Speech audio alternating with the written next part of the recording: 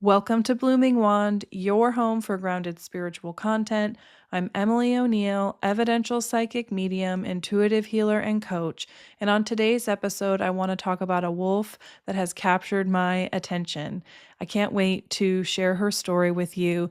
But first, I want to mention that this episode does have a similar theme to the last episode I did on the Dream Caravan. So if you haven't checked it out, please do. You don't need to, but it's funny how when we get to creating and making themes, some themes, I meant to say things, that certain themes emerge and we don't always know that there's like an undercurrent of a theme there. And in creating some of these past and recent episodes, I am starting to feel and sense that. And it seems obvious to me now. But it wasn't obvious to me that there was like a little undercurrent of being a lone wolf or breaking from the caravan or going your own way or going places that other people haven't. But here we are. And I think there's a theme of that coming up through some of these episodes. It'll be interesting to know if you noticed that too. But let's get started with talking about Bay the lone wolf. In May of 2026, a 3-year-old female gray wolf, designated BEY03F, affectionately known as Bay, crossed into Sequoia National Park. She's the first wolf, to enter this highly protected territory in more than a century. And she's entered this place alone after traveling over 1,000 miles since leaving her birthplace in Pulmus County, located in northeastern California. Her historic trek has now spanned 12 California counties, including a milestone crossing into Los Angeles County, a first for any wolf in over a century. After traversing the rugged Sierra Nevada range, she has most recently been tracked roaming high-altitude terrain inside Sequoia National Park. Her journey will continue until she finds a mate. And I am acutely aware of the hundreds and hundreds of miles that already make up Bay's journey, and I'm aware that there could be hundreds and hundreds more. I know that she has faced incredible challenges, including the potential for fatal vehicle collisions on major freeways, death from poaching or livestock conflicts, and the grueling challenge of hunting alone without a pack or a mate. At first, this made me so incredibly sad. My heart aches for Bay, and I wonder if she's sad and lonely. I wonder if she's going to be okay because I know how perilous her situation is, and I can't help but wonder what impulse made her leave her pack. I know that there are practical reasons for a wolf to leave their pack. A wolf may leave to find new territory, avoid inbreeding, and to find a mate. Scientists call these wolves dispersers.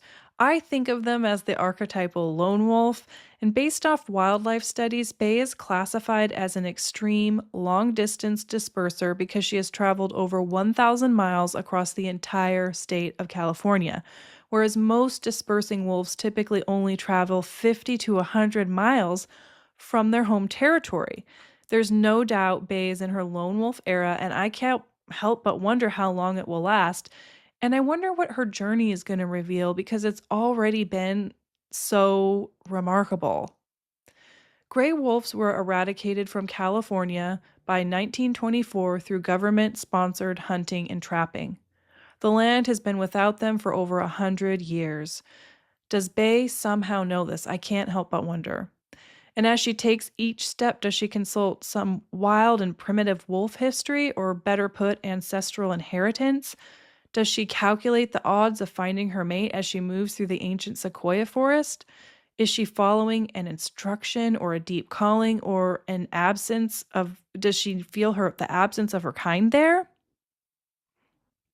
I feel like whatever she's following, the instruction, the calling, is older than the absence of her kind there. So there's something that's bringing her there. And does she know the landscape still holds the memory of what it once was and who, wolf or human, once walked there? What does she sense that other wolves don't? Do other wolves simply not feel the call to explore paths not traveled for centuries? I don't know, but it's really fascinating to think about it. It's basically, I'm asking myself, what makes a wolf a disperser wolf? We know that they have certain traits and qualities, but Like, is it biology that just suddenly kicks in? Um, what is that moment where a wolf is like, I'm out of here? I'm going my own way.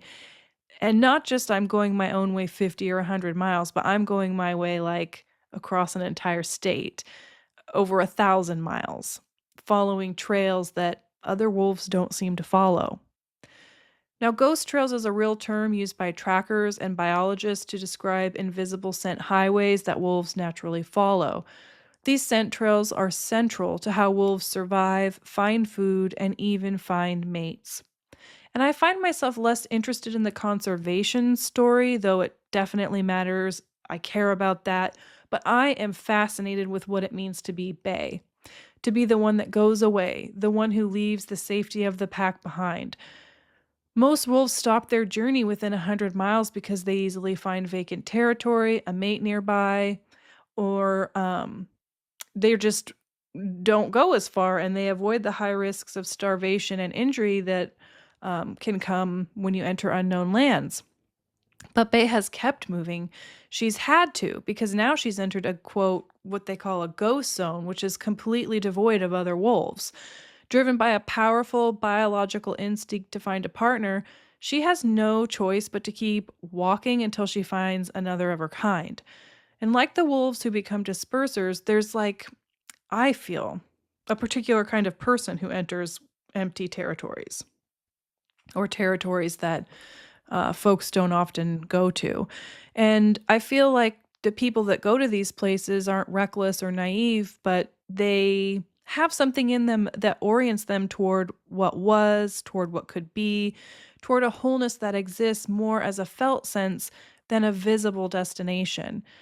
They are the followers of ghost trails. And I think I might be a lone wolf following the scent of a ghost trail. I feel a kinship to Bay because I, like her, have gone places that no one in my family has been, nowhere that my pack has been, that I know of. Not in the literal sense that I've walked hundreds of miles and I'm surviving hand to mouth, in the sense that I feel and know things that others don't. I've solo traveled the unseen but deeply felt realms of myself and my soul, and I've come to know the traces of my long gone ancestors. I commune with spirits, I follow ghost trails, and I've had to do a lot of this alone. Nobody in my family or my quote pack modeled any of this for me. I've not known anybody to do this before me, although I do feel and sense that some of the ancient ones in the lineage have. I've looked for mentors and I've looked for guides and I've looked for places where I could get help with this, and I've found it to some degree. But much of the journey has required that I walk a path alone and to some extent figure some things out on my own. Um, which isn't to say that I've done it all alone and that I didn't have help. I have, but there are times where we just kind of have to do our thing. And sometimes that means by ourselves. Now, wolves navigate by scent, by the layered record of who passed through and when. Bay moving through Sequoia National Park is reading traces that are at minimum 100 years old. She's following a scent her body knows how to receive, even though no living wolf has broadcast it within her lifetime. Something in her remembers anyway. And this is the magic of nature, and this is also what seekers do. We move through landscapes that looked empty to the rational eye and follow something faint and old. The creative work that gets no guaranteed audience, the grief that reaches towards someone gone, the spiritual hunger moving through traditions that have been partially or completely erased, searching for something that we can't touch. We're always, in some sense, following traces left by those who have disappeared into the spirit realm. But they aren't totally gone. They haven't vanished completely. They've just moved into another layer of the territory, the feeling and sensing territory, and some of us are built to navigate this terrain. Some of us hear the call and we feel its pull and we answer. We try to answer the call, which is an interesting idea in and of itself. How do you answer that call? The lone wolf is one of the oldest archetypes, and most of its power comes from what we get wrong about it. We assume the lone wolf is a wolf who has lost something, an exile, a castaway, maybe who's even done something wrong. But the lone wolf is more precisely a wolf in transit, in a liminal state that is neither failure nor destination. They engage a particular and necessary kind of movement or journey. The territory itself becomes their teacher. Every landscape entered alone is something that becomes carried in the body, making the lone wolf a specific kind of sacred messenger of time and space. The landscape we as humans enter alone doesn't look that much different than Bay's. It may be an internal place rather than an external one, or it might be both. There is an ache in this, and anyone who has lived this life as a seeker or had a lone wolf phase knows this. The longing for contact, for recognition, for the other who speaks in a tongue we understand. You enter spaces full of people and feel the specific loneliness of not finding what you came for.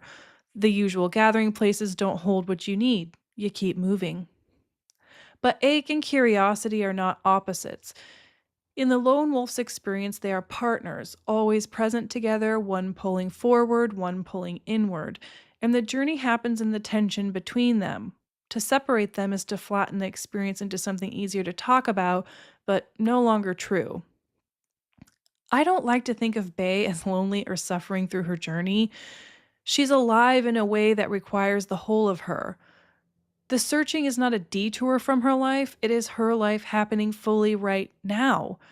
Wildlife biologists say she possesses an exceptionally high tolerance for risk and physical endurance, allowing her to cross grueling terrain like the 13,000-foot Sierra Nevada range and navigate human dominated areas rather like Los Angeles freaking County, which is crazy to me. She also exhibits remarkable adaptability and social independence, successfully hunting and thriving completely alone across wildly different desert and alpine ecosystems. I often think about what Bay is doing for the wolves who came before her and the ones that will come after. The pack that ran in the Sequoia forest before 1924 left something in the land. Their presence shaped the ecosystem in ways that persist even now, in the behavior of deer, in the growth patterns along waterways, in 1,000 ecological memories the forest is still carrying. They are eradicated but not entirely erased. The land held them in a different form. And now Bay moves through that territory, and the land is reading her back. Something is being recognized, something is being reactivated. Whether she finds a mate in Sequoia or not, she has walked into a place that has been waiting silently and for a long time for her to return. This is what the seeker does for the lineage that they move through, the ancestral lines, the creative traditions, the spiritual territories that were damaged or broken or driven underground. They are still here in another form. And when you enter them alone, following something you can't quite name, you are not lost. You are the continuation. You are the wolf the land has been waiting for. Bay will keep moving, even though she's not likely to find a mate in the Sequoia forest. The wolves are gone from there, and one wolf cannot rebuild what a century of absence has unmade. She may circle back north, she may keep ranging, she may live out her days alone. She will howl at dawn and dusk to broadcast her presence across the wilderness, signaling her location to the mate she searches for. The howl echoes through time eternally. That howl, which I have never heard with my ears, will live in my heart forever. How remarkable is it that Bay has entered the old and sacred sequoia groves. She walked into the old forest and her body said, I know this place. And the forest, in whatever language forests use, said it back. This is not an empty promise. That is the power of the ghost trail, still warm and alive, enough to follow. That is the whole of the seeking life. You go where you are called, even when the territory looks empty, and even when the odds don't favor you, even when no one else has gone there in 100 years. You trust what your soul knows, but your eyes can't confirm. You follow the trail, you go anyway, and you become the lone wolf. I want to share in closing a poem that I wrote. While creating this episode, it's for Bae. It's in honor of our Bae, who is so special to me, and I'll never forget her. Now that I know about her, it's called Ghost Trail.